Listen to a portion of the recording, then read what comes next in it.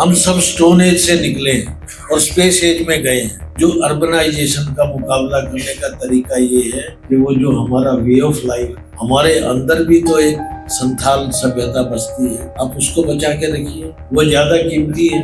आप दुनिया के किसी कोने में जाएं, अपनी संस्कृति से प्यार करें, अपने रीति रिवाजों से प्यार करें, अपने रीति रिवाजों के अनुसार चलने की कोशिश करें। ये चमत्कार है या नहीं?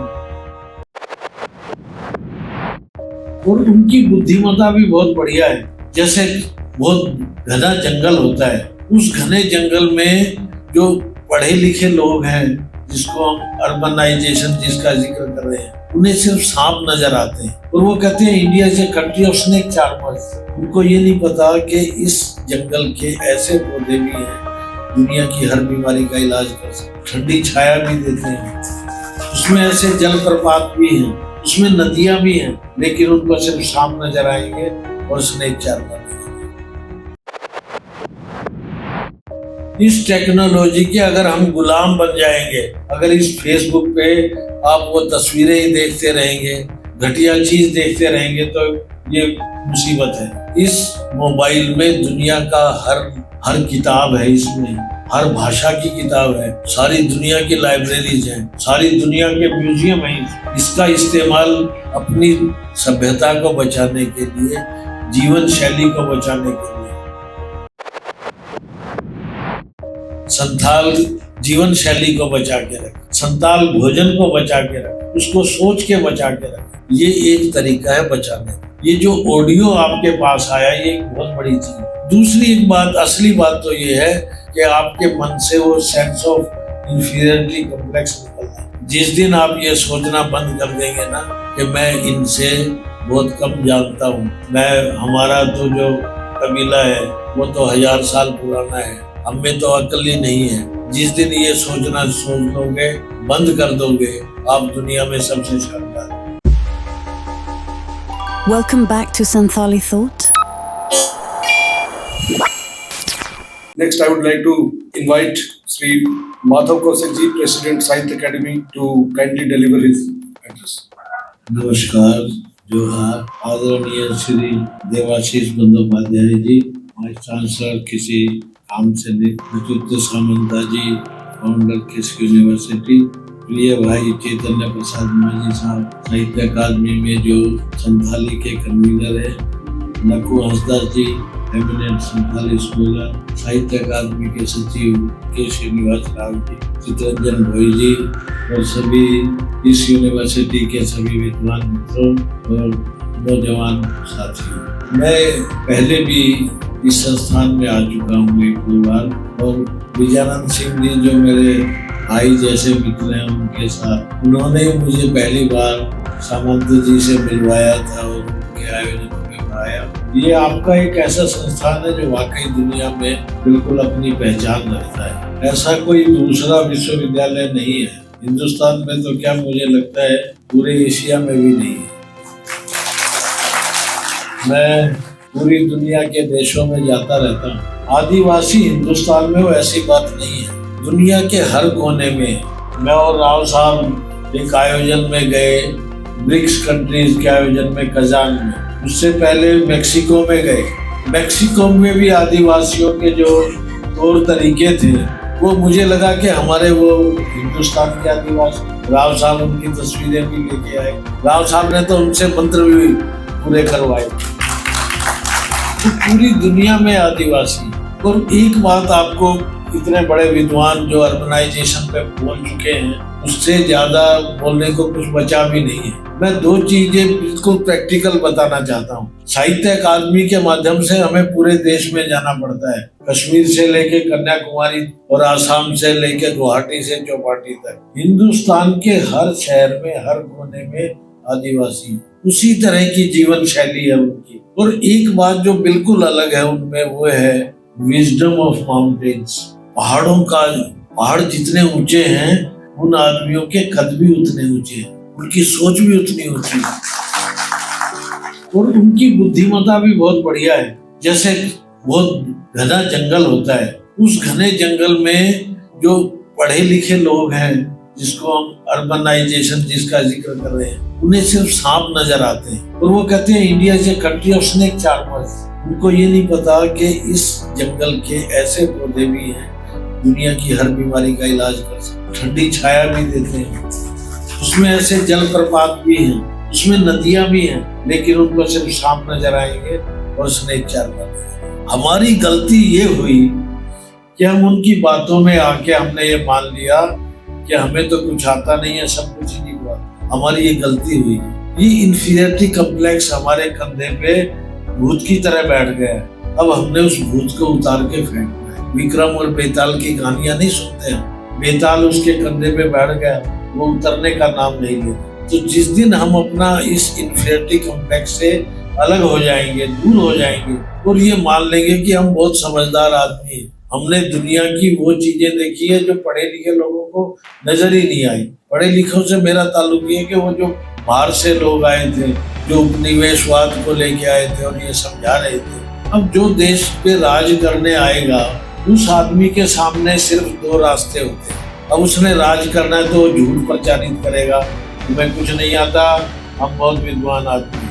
आपको पता होना चाहिए जब देश की आज़ादी मिलने वाली थी उस समय भी ब्रिटिश पार्लियामेंट में खड़े होके चर्चिल ने कहा था कि ये मुल्क आज़ाद मत करो, उनको तो आता ही कुछ नहीं। ये रिकॉर्डेड है। They are the most foolish people in the universe. ये कहा है उसने। और हम 70 साल क्या 75 साल हो गए और हमने दुनिया को दिखा दिया कि हम कितने आगे। अब हालत तो ये है कि हमारा सुनक वहाँ का प्रधानमंत्री है। ये चमत्कार हुआ या नहीं हुआ? वो कल तक हमें मूर्ख कहते थे, सुनक ने उन्हें साबित कर दिया तुम मूर्ख। तो ये इंफीरियरिटी कम्प्लेक्स हमारे मन में। कुछ महीने पहले राव साहब ने एक आयोजन किया रायपुर में और हमने सारे आदिवासी रचनाकारों का 2 दिन का सम्मेलन करा। उस सम्मेलन के कई बार सम्मेलन के बाद अच्छी बातें होती हैं। सम्मेलन में तो हम भाषण दे के निकल जाते हैं। मुझसे मिलने के लिए 8-10 नए बच्चे आप जैसे आए। उनमें से एक लड़के ने कहा, सर मैं जिस क्लैन से संबंधित हूँ, हमारे पास तो भाषा का स्क्रिप्ट ही नहीं है, तो हम क्या करें, हम किस में लिखें? मैं बोला भाई दुनिया में ये जो मोबाइल है ना, ये दुनिया का सबसे शानदार उपकरण है, इसका इस्तेमाल करना सीखो। आजकल तो ऑडियो बुक्स भी है, तुम अपने जितने लोकगीत हैं तुम उसको लिख नहीं सकते, गा तो सकते हो। उस लड़के ने 10 लड़कों के मिलकर एक ग्रुप बनाया, अपना ऐप तैयार किया और अपने इलाके के सैकड़ों लोकगीत उसको रिकॉर्ड करके प्रचारित किया। तो आपकी लोक कथाएं हैं, आप अपना ऐप तैयार करिए। आपको सोचना ही चाहिए मेरे पास स्क्रिप्ट है या नहीं। This technology has given us a lot of chance to excel। एक लड़के का फिर फोन आया मुझे लद्दाख की तरफ से, कहता है सर हमने अपना एक म्यूजिक जो हमारा फोक म्यूजिक है, पहाड़ों में बांसुरी बहुत शानदार बजा, आपके यहाँ भी बहुत कमाल की बांसुरी बजती है। सबसे आसान इंस्ट्रूमेंट वही था, मुफ्त का बांस का टुकड़ा तोड़ा और हमने बजाना शुरू कर दिया। हमारे पास पैसे तो थे नहीं, तो हमने ये चीजें खुद जनरेट की हैं। ये प्रकृति का सौंदर्य है, नाद है, संगीत है। वो कहता है अब हमारी वो जो म्यूजिक की हमने टोली बनाई थी, our music has been taken by the band of western, और उनको बहुत सारे पैसे मिले। आप अपने लोक गीतों का इस तरह इस्तेमाल कर सकते, अपनी भाषा का। देखिए कोई आदमी इस संसार को पीछे तो लेके नहीं जा सकता। हम सब स्टोन एज से निकले हैं और स्पेस एज में गए हैं। अब वो जंगल तो हम ढूंढ नहीं सकते, वो तो खत्म कर दिए, वो पहाड़ भी खत्म कर दिए। लेकिन एक जो अर्बनाइजेशन का मुकाबला करने का तरीका ये है कि वो जो हमारा वे ऑफ लाइफ, हमारे अंदर भी तो एक संथाल सभ्यता बसती है, आप उसको बचा के रखिए, वो ज्यादा कीमती है।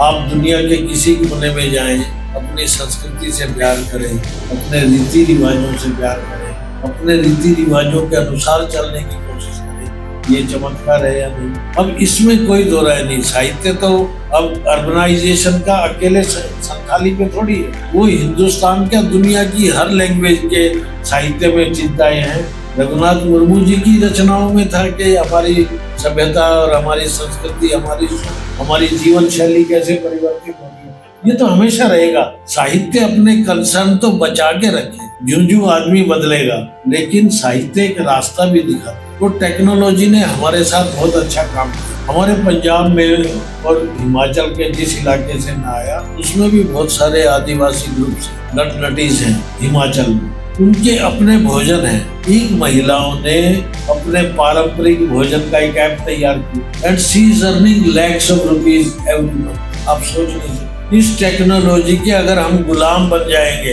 अगर इस फेसबुक पे आप वो तस्वीरें ही देखते रहेंगे, घटिया चीज देखते रहेंगे, तो ये मुसीबत है। इस मोबाइल में दुनिया का हर किताब है, इसमें हर भाषा की किताब है, सारी दुनिया की लाइब्रेरीज हैं, सारी दुनिया के म्यूजियम हैं। इसका इस्तेमाल अपनी सभ्यता को बचाने के लिए, जीवन शैली को बचाने के लिए। एक मैंने पंजाब में भी एक घुमंतू आदिवासी है, उसको सिकली करके, उनका एक बच्चा पढ़ा लिखा, वो मुझे बाय द वे कई चीजें बाय द वे मिलती हैं। कहता सर मैं पंजाब यूनिवर्सिटी में ही पढ़ता है वो, तो मैंने उससे कहा तुम्हारे शादियों का जो तौर तरीका है वो दुनिया में सबसे अलग है। तेरे पास मोबाइल है, तुम्हारे यहाँ मैरिज होती है, उसकी छोटी सी शॉर्ट फिल्म बनाओ, उसकी शॉर्ट फिल्म पूरी दुनिया में मशहूर हो गई and she got the prize, उसको प्राइज मिला। तो इस मोबाइल का इस्तेमाल करके भी आप उन चीजों को जो खत्म होती जा रही है, फिर माझी को कविता और कहानी लिखनी पड़ेगी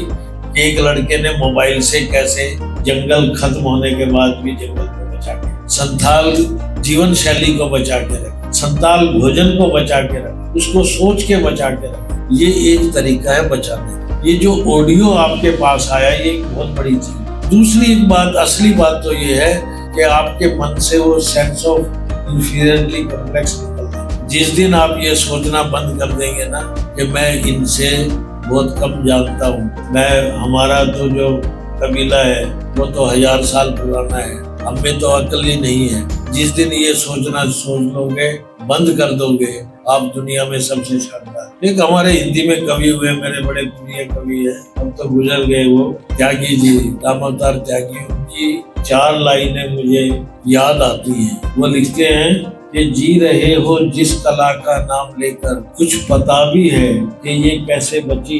जी रहे हो जिस कला का नाम लेकर, कुछ पता भी है कि ये कैसे बची है। सभ्यता की जिस अटारी पर खड़े हो, वो हम ही गुमनाम लोगों ने रची। ये जो गुमनाम लोग हैं, they are the creators of the city, we are the creators of the city. आपकी ये जो कलाएं हैं, जो सर ने हमें वो उस पे पट्टे दिए हैं, जो छपी हुई है, ऐसी कोई कर सकता है क्या?